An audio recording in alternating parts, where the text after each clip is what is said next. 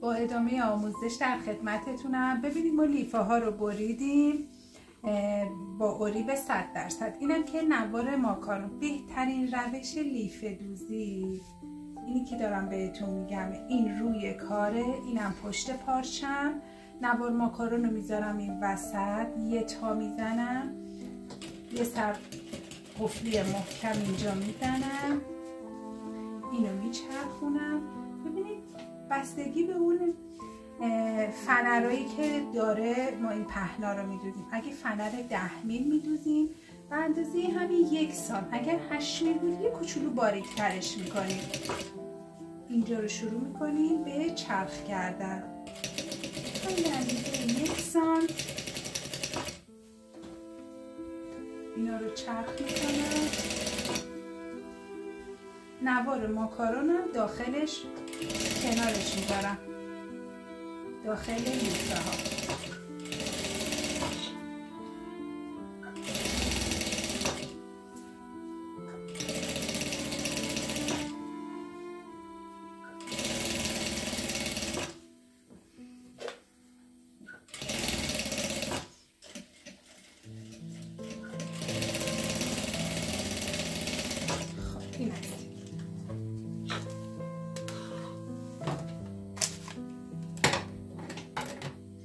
الان اضافه پارچه‌ای که کنار دوختن دارم اینا رو قیچی میکنیم. ببینید اندازه 2-3 میل کنارش باشه کافیه.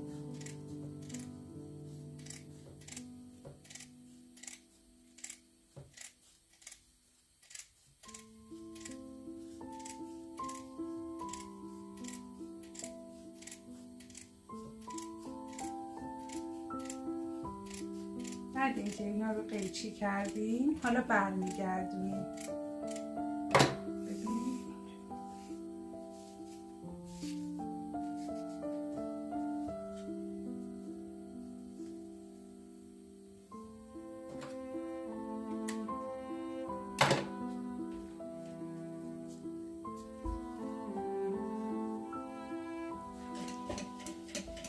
ببینید این حالتی با دست آروم آروم میکشم، اینا برمیگرده. ببینید برگشت.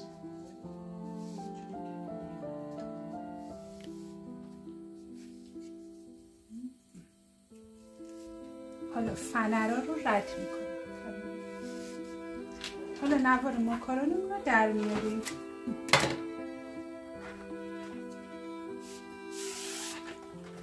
ببینید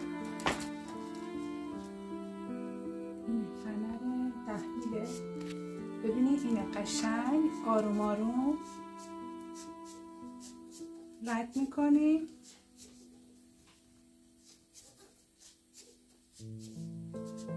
آماده میکنیم اینا رو که ببینید قشنگ صاف و یه دست. الان قشنگ پارچه من، لیفه های من کیپ اینه، مثلا لقی یا شلی توش نداره. میبینید بعد چون اریب برش شده راحت هم داخلش میره. خب بعد این حالا من اینو بعدا رد میکنم. میخوام برش ها رو به هم وصل کنیم.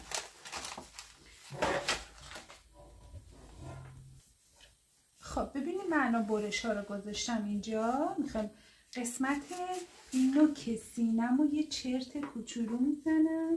ببینید که مشخص بشه. این از این پنل شماره 2، اینم همینطور قسمت سینه شده.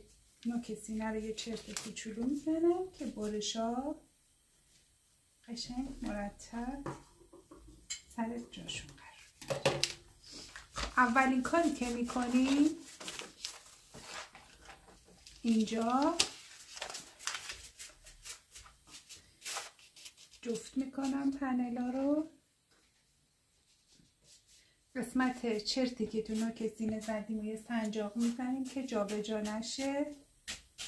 خب اینا رو شروع میکنیم به چرخ کردن. همون با فاصله 1.5 سانتی که جای دوخت گذاشتیم اینا رو چرخ میکنیم.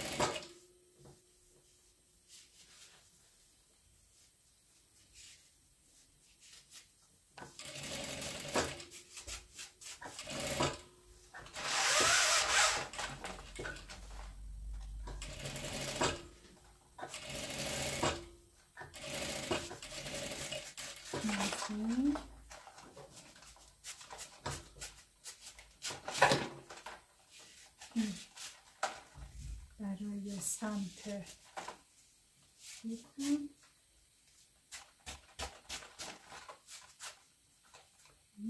اینم باید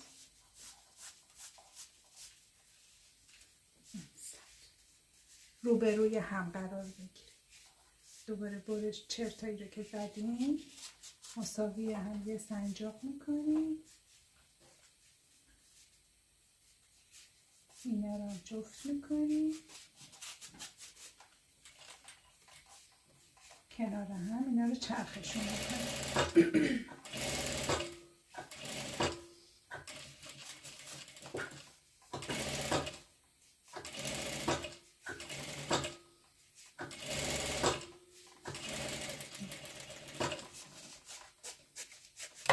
ببینید اینا دقیقاً روبروی هم، سمت راست اینم سمت چپ.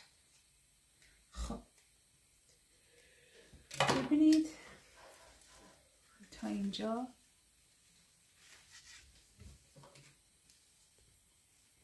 خب میریم الان برای ادامه. من میخوام تور وسطش رو بدوزم. الگوم از داخلش در میارم، اینجوری بازش میکنم، دولاش میکنم، این قسمتش رو دولای بسته باشه. بعد این رو ببینید، این درزا روی به من، درزای اینم رو به روی من با 1 سانت اینجا.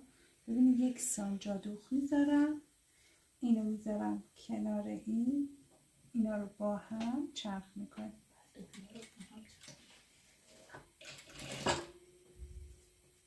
ببینید اینجوری این دو تای چیزو این حالتی کنار هم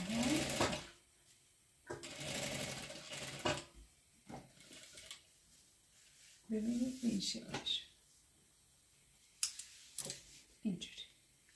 حالا این یکی رو میذارم کنار این،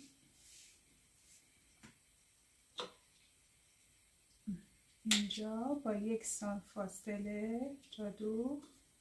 اینا رو هم کنار هم شکلی چرخ میکنیم. 1 سانت فاصله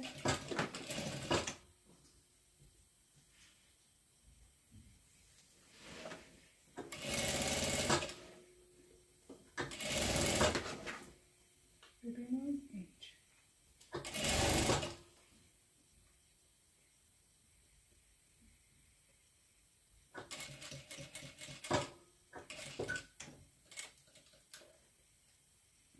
درس رد میکنم. تا اینجاها چرخش میکنم. خب ببینید من الان تور وسطش رو چرخ کردم. نگاه کنید این قسمت رو چرخ کردم، این قسمت هم چرخ کردم. الان کاری که انجام میدم، این قسمت هایی که دوخ زدم یه ذره این زاپاسام رو سبک میکنم. ببینید اینا رو سبک میکنم. بعد اینکه اینا رو سبک کردم میریم برای قالب زدن.